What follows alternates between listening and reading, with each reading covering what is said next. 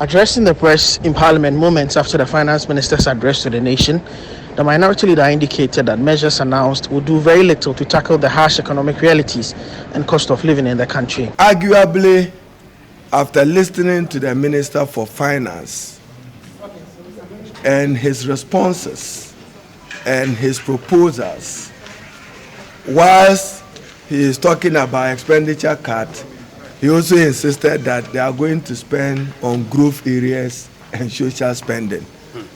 That can only be a contradiction.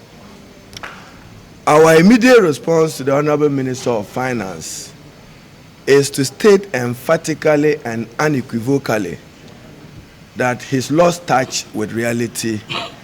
He is not in tune with the state of the Ghanaian economy. Our economy today is one that reflects nothing less than a cost of living crisis and a cost of doing business crisis, both for citizens and for businesses who are unable to cope with the measures so announced by the Honorable Minister for Finance. We do not find his proposed measures adequate enough. We need certainty and clarity. If you had an expenditure approval of 145 billion, we expect that you tell us that I want to cut 45 billion out of the 145, and we know that this is your commitment. 20% of this, 10% of that. We are still not certain how much expenditure cut he intends to undertake. More importantly, he's announced a number of revenue measures, and there is always effort and attempt to blame the minority on the unpopular e-levy tax, a tax which only manifests a money tax and a lazy tax and a money movement tax. We state again strongly that we will not support e-levy in whatever form and in whatever character he brings it. But let it not be repeated that the minority did not support government in its revenue measures. We did. Only in respect of e-levy that we said that procedurally they were wrong. They should not rush it through a motion as an urgent motion. Thankfully, we have been vindicated.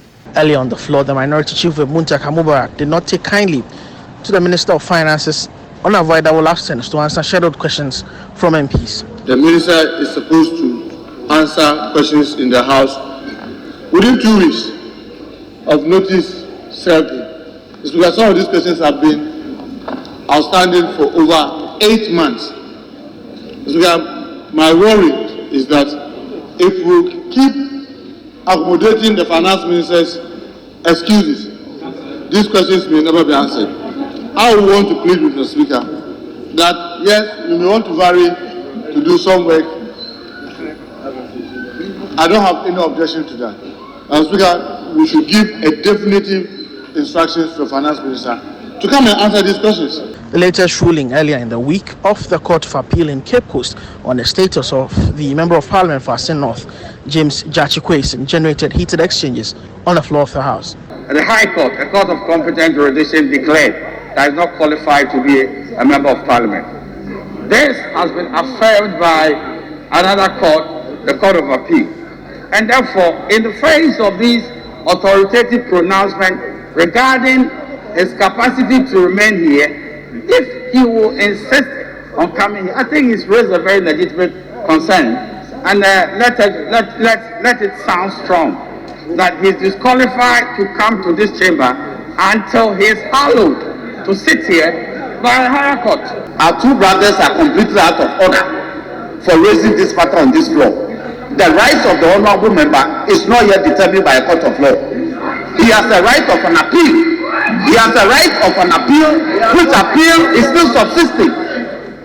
If you don't understand the facts, you must apply yourself to the peculiar facts of the case.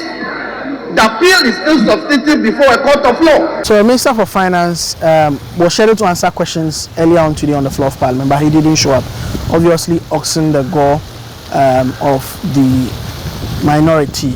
But later on, they also responded to the statement he made to the country in relation to the mitigating measures against prevailing economic conditions in the country. Reporting for Citi News from Parliament, my name is Duke Mentopoko.